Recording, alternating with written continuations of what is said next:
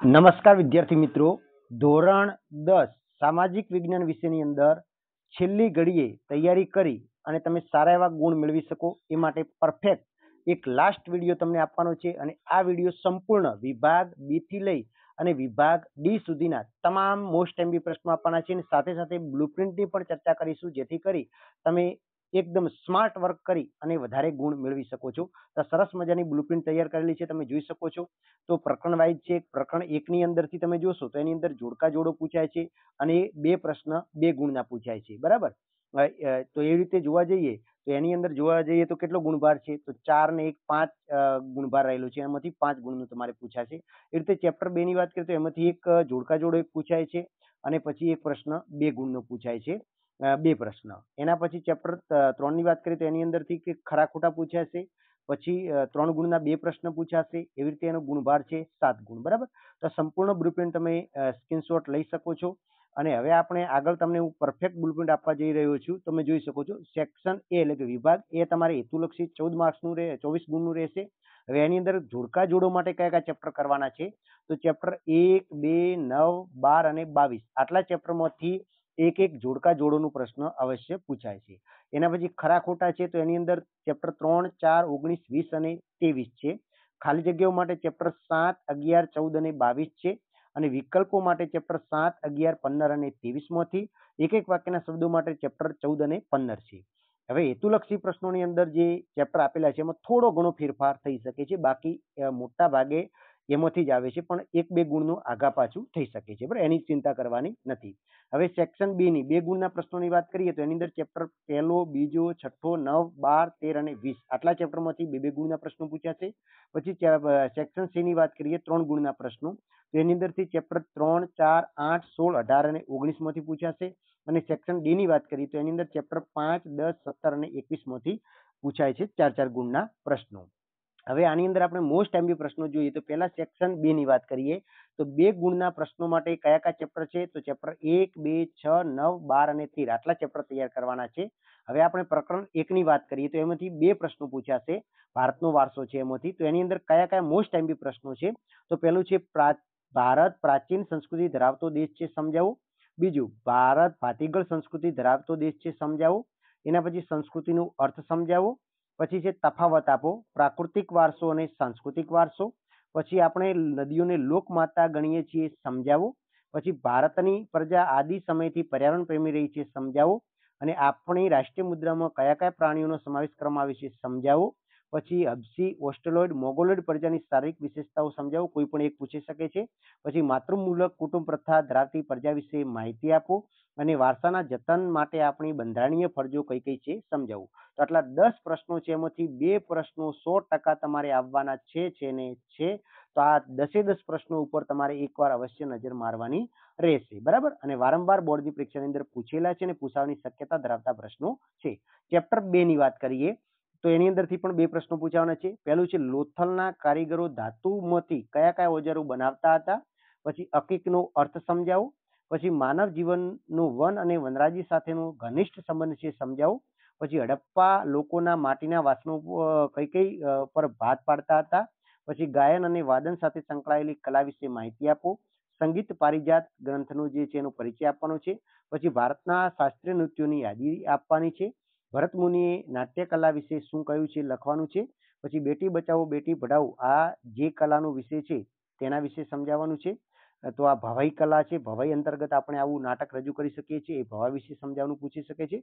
પછી ગુજરાતના આદિવાસીઓના ચાળા નૃત્ય વિશે તમારે માહિતી આપવાની છે. એના પછી આપણે વાત કરીએ આગળના ચેપ્ટરની, તો ચેપ્ટર નંબર 6 છે સાંસ્કૃતિક વારસાના સ્થળો, એમાંથી પણ 2 પ્રશ્નો પૂછાય છે. તો જોઈએ, પહેલું છે એલિફન્ટાની ગુફાઓ વાસ્તુકલાની દ્રષ્ટિએ ખૂબ મહત્વની છે, સમજાવો. બીજું, ઇલોરાના કૈલાસ મંદિર વિશે માહિતી આપો. ત્રીજું, દ્રવિડ શૈલી ધરાવતું આ મંદિર તમિલનાડુના તાંજોરમાં આવેલું છે, સમજાવો. બરોબર, તમિલનાડુના તાંજોરમાં કયું મંદિર આવેલું છે એના વિશે માહિતી પૂછાશે. પછી જે સ્થળે રાષ્ટ્રીય સ્તરના સ્વતંત્ર દિનની ઉજવણી કરવામાં આવે છે તે સ્થળ વિશે માહિતી આપો, એટલે કે લાલ કિલ્લા વિશે. યુનેસ્કોએ ચોપાનેરને શા માટે વૈશ્વિક વારસાના સ્થળમાં સમાવેશ કર્યો છે, સમજાવો. અમદાવાદમાં આવેલા ઐતિહાસિક મહત્વ ધરાવતા સ્થળોની યાદી તૈયાર કરો. પ્રાચીન સમયથી ભારત તીર્થભૂમિ રહ્યું છે, સમજાવો. નંદા, ભદ્રા અને જયા અને વિજયા કયા સ્થાપત્યના પ્રકાર છે, એટલે કે વાવોના પ્રકાર છે, એના વિશે સમજાવવાનું પૂછાશે. જુનાગઢના પ્રવાસ દરમિયાન તમે કયા કયા સ્થળોની મુલાકાત લેશો એની યાદી તૈયાર કરવાની છે, એટલે કે જુનાગઢમાં આવેલા સ્થાપત્યની યાદી તૈયાર કરો. ગોવાના દેવળો વિશેનું આકર્ષણ શું છે સમજાવો. અને વિજયનગરના શાસકો કલાપ્રેમી હતા, શા આધારે કહી શકાય એ વિધાન સમજાવવાનું પૂછાશે. એના પછી આપણે ચેપ્ટર નંબર 9 ની વાત કરીએ તો એમાંથી એક પ્રશ્ન પૂછાશે. તો પહેલું છે તમારા ઘર ગામમાં આવેલ વૃક્ષોને તમે કયા પ્રકારના જંગલોમાં ગણશો સમજાવો. બીજું નિર્વનીકરણની 4 અસરો સમજાવો. ત્રીજું શિયાળા દરમિયાન ભારતના કયા સ્થળોએ યાયાવાર એટલે કે વિદેશી પક્ષીઓ જોવા મળે છે. તમારા મતે વન્યજીવો શા માટે વિનાશ થઈ રહ્યું છે સમજાવો. પછી આ યોજના 1971 માં શરૂ થઈ હતી અને અત્યારે 14 ક્ષેત્રો કાર્યરત છે સમજાવો. તો કે વાઘ પ્રયોજના વિશે સમજાવવાનું પૂછાશે. હાથી પ્રયોજના વિશે સમજાવો. લુપ્ત થતા વન્યજીવો અંગે આપણે ગંભીરતાથી વિચારવાનો સમય પાકી ગયો છે, આ વિધાન સમજાવો. પછી હું એકથી વધુ પરિસ્થિતિ તંત્ર સમાવું છું, મને ઓળખો. પછી મારી રચના આંતરરાષ્ટ્રીય માપદંડો અનુસાર કરાય છે, જૈવ આરક્ષિત ક્ષેત્ર છે એના વિશે સમજાવો. અથવા તો રાષ્ટ્રીય ઉદ્યાન વિશે પૂછી શકે છે. પછી અભયારણ્ય કોને કહેવાય એના વિશેની વ્યાખ્યા લખવાની છે. એના પછી આગળનો ચેપ્ટર જોઈએ તો ચેપ્ટર નંબર 12 જે છે ખનિજ વાળો, એમાંથી કયા કયા પ્રશ્નો નીકળી શકે છે, એમાંથી 2 પ્રશ્નો આવવાના છે. તો પહેલું છે માનવ વિકાસ યાત્રાને કેટલા તબક્કામાં વહેંચવામાં આવી છે, કયા કયા. કાચી ધાતુના આધારે લોખંડના કેટલા પ્રકાર પડે છે એ લખવાનું છે. તાંબાના ઉપયોગો લખો. વિદ્યુતના સાધનોની બનાવટમાં અબરખનો ખૂબ મહત્વની ધાતુ છે સમજાવો. કોલસો કેવી રીતે બન્યો એ સમજાવવાનું છે. કોલસાના પ્રકાર જણાવો. આજે ઉર્જાના બિનપરંપરાગત સાધનોનો ઉપયોગ શા માટે વધી રહ્યો છે. પછી સૌર ઉર્જાનો આપણે કઈ કઈ રીતે ઉપયોગ કરીએ છીએ. પછી બાયોગેસ ઉત્પાદનમાં કાચા માલ તરીકે શેનો ઉપયોગ થાય છે. ગુજરાતમાં કયા સ્થળે ગરમ પાણીના ઝરા આવેલા છે. સમુદ્રમાં આવતા મોજા પણ ઉર્જાનો સ્ત્રોત છે સમજાવો. અને સંકલ્પના પૂછાય તેમાં ખનિજ છે, ટકાઉ વિકાસ છે અને અણુયુગ, આ 3 સંકલ્પનો ખાસ તૈયાર કરજો. એના પછી નેક્સ્ટ ચેપ્ટરની વાત કરીએ તો ચેપ્ટર નંબર 13 છે ઉત્પાદનના ઉદ્યોગો. તો ઉદ્યોગોનું વર્ગીકરણ કઈ કઈ રીતે થાય છે. કૃષિ આધારિત ઉદ્યોગોની યાદી તૈયારી કરો, યાદી બનાવવાની છે.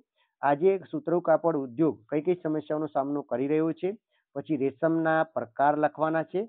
ખાંડ ઉદ્યોગ તેના ઉત્પાદન સ્થળની નજીક જ સ્થાપવામાં આવે છે, વિધાન સમજાવો.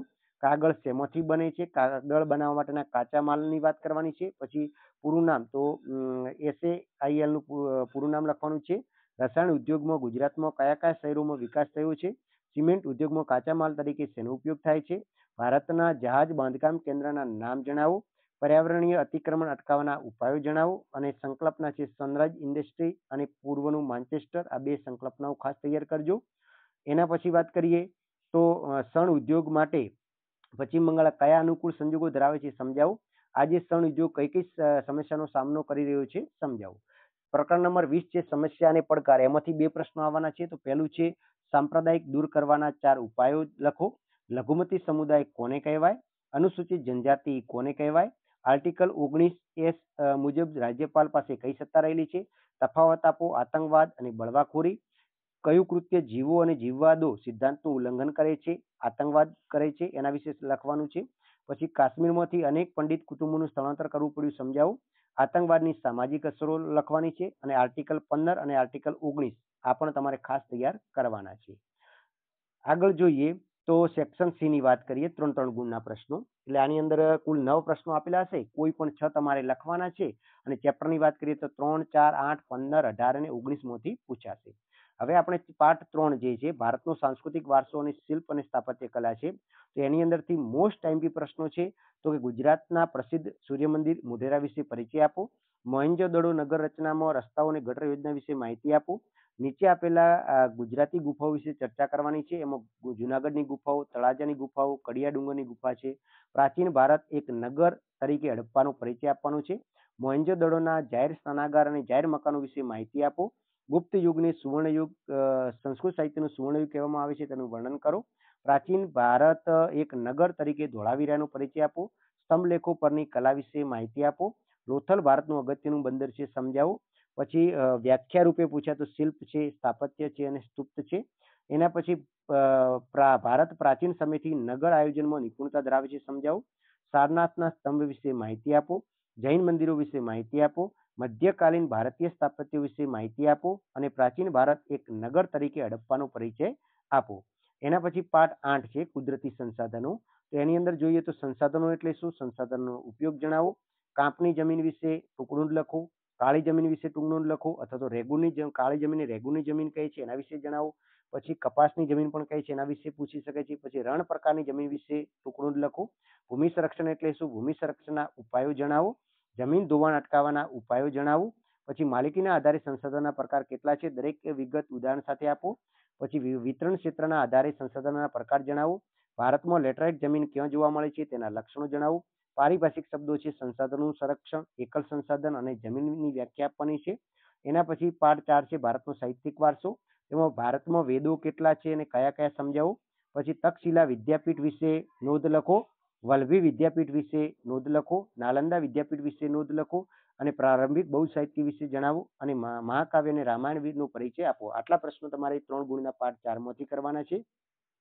એના પછી પ્રકરણ 16 ની વાત કરીએ તો આર્થિક ઉદારીકરણ અને વૈશ્વિકરણ. એમાં ઉદારીકરણનો અર્થ આપી તેના લાભ જણાવો. ખાનગીકરણના લાભો અને ગેરલાભ જણાવો. પર્યાવરણની સુરક્ષા માટેના પગલાઓ જણાવો.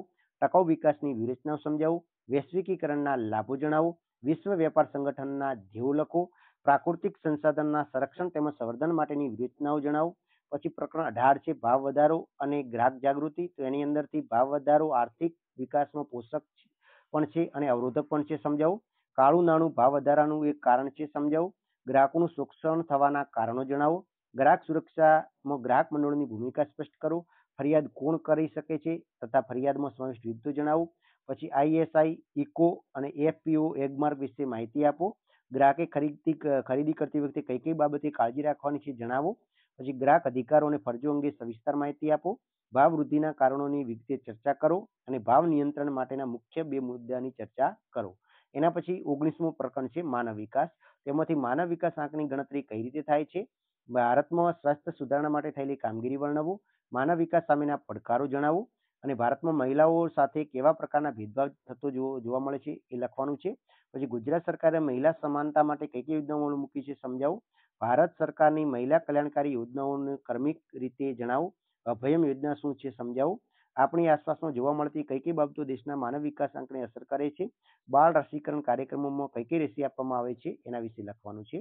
એના પછી સેક્શન ડી ની વાત કરીએ, 4 ગુણના પ્રશ્નો. તો જોવા જઈએ તો કયા કયા પ્રકરણ છે, તો 5, 10, 17, 21 આટલા પ્રકરણમાંથી પૂછાય છે. તો એના આપણે જોવા જઈએ તો 5મું પ્રકરણ છે. તેમાંથી મોસ્ટ એમપી પ્રશ્નો અહીંયા 7 આપેલા છે. ખાસ વિદ્યાર્થી મિત્રો એમાંથી 2 પ્રશ્નો પૂછાવાના છે. તો તમે જોઈ શકો છો કયા કયા પ્રશ્નો છે.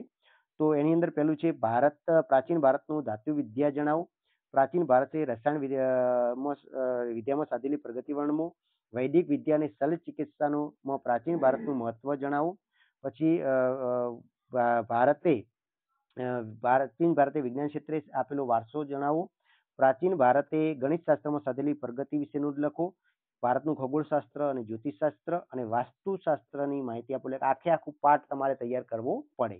એના પછી ચેપ્ટર 10 ની વાત કરીએ તો આમાંથી પણ 2 પ્રશ્નો આવવાના છે. તો પહેલું છે કૃષિના પ્રકારો વિશે જણાવો. બીજું ભારતમાં કૃષિ ક્ષેત્રે થયેલા સંસ્થાગત સુધારાઓ. વિશ્વ બજાર અને ભારતની ખેતી વિશે. ભારતના ઘઉંના પાક વિશે સવિસ્તાર માહિતી. તફાવત આપો ખરીફ પાક અને રવિ પાક.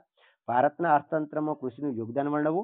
ડાંગર ભારતનો સૌથી અગત્યનો પાક છે, સમજાવો. જૈવિક ખેતી તરફનું વલણ શા માટે વધી રહ્યું છે. ભારતમાં કૃષિ ક્ષેત્રે થયેલા ટેકનિકલ સુધારા જણાવો. હરિયાળી ક્રાંતિ એટલે શું, સવિસ્તાર જણાવો. અને કૃષિ પેદાશો વિશે માહિતી આપો. હવે 17મો પાઠ છે. તો એની અંદર જોવા જઈએ તો કયા કયા પ્રશ્નો છે, તો બેરોજગારીના કારણો જણાવો. પછી બેરોજગારીની અસરો. પછી ધનિક ભારતમાં ગરીબ વસે છે, વિધાન સમજાવો. ગરીબી ઉદ્ભવના કારણો જણાવો. ગરીબી એટલે શું, ગરીબી હેઠળ જીવતા લોકોના લક્ષણો જણાવો. મનરેગા કાર્યક્રમને સ્પષ્ટતા કરો. વિશ્વ શ્રમ બજારનો ખ્યાલ સ્પષ્ટ કરો. ગરીબી ઘટાડવાના મુખ્ય સરકારી ઉપાયોની સમજૂતી આપો. ગરીબી નિવારણના વિવિધ ઉપાયો વર્ણવો. અને બેરોજગારીના મુખ્ય સ્વરૂપો કયા કયા છે. પછી શ્રમ શક્તિના આયોજનનો ખ્યાલ સ્પષ્ટ કરો. ગ્રામોદયથી ભારત ઉદય કાર્યક્રમ સ્પષ્ટ કરો. એના પછી ચેપ્ટર 21 ની વાત કરીએ તો દિવ્યાંગ વિદ્યાર્થીઓને મળતી વિશેષ સવલતો જણાવો. પછી ભારતીય બંધારણમાં કયા કયા બાળ અધિકારનો સમાવેશ થાય છે સમજાવો. વૃદ્ધોની સમસ્યા વર્ણવો અને તેના રક્ષણ અને કલ્યાણ સંબંધિત જોગવાઈઓ જણાવો. દિવ્યાંગ વિદ્યાર્થીઓ સરકાર તરફથી મળતી સુવિધાઓ વર્ણવો. બાળકોને મફત અને ફરજિયાત શિક્ષણના અધિકારની મુખ્ય જોગવાઈઓ જણાવો. બાળ મજૂરીના વિવિધ સ્વરૂપો લખવાના છે. ભ્રષ્ટાચાર ભાવ વધારાનું એક કારણ છે, શા માટે. મા અન્નપૂર્ણા યોજનાની મહત્વની જોગવાઈઓ અને કાયદાના સામાન્ય જ્ઞાનની જાણકારી સાથે જરૂરી બને છે. હવે આપણે નકશા પૂર્તિ માટે જોઈએ તો અહીંયા તમે પાર્ટ 10 છે એમાંથી ખાસ તો તમારે કયો પાક ક્યાં પાકે છે એ બતાવવાનું છે, એટલે બધા પાકો તૈયાર કરજો. એના પછી પ્રકરણ 13 ની વાત કરી, તેમાં ઉદ્યોગોની વાત છે કે ભાઈ ઇલેક્ટ્રોનિક ઉદ્યોગ છે, સિમેન્ટ ઉદ્યોગ, જહાજ છે, રબર, આ બધા ઉદ્યોગો તૈયાર કરજો. આપણે નેક્સ્ટ વિડીયોની અંદર નકશા પૂર્તિના કમ્પ્લીટ વિડીયો તમને આપવાનો છે, તો એ વિડીયો પણ તમે જોઈ નાખજો.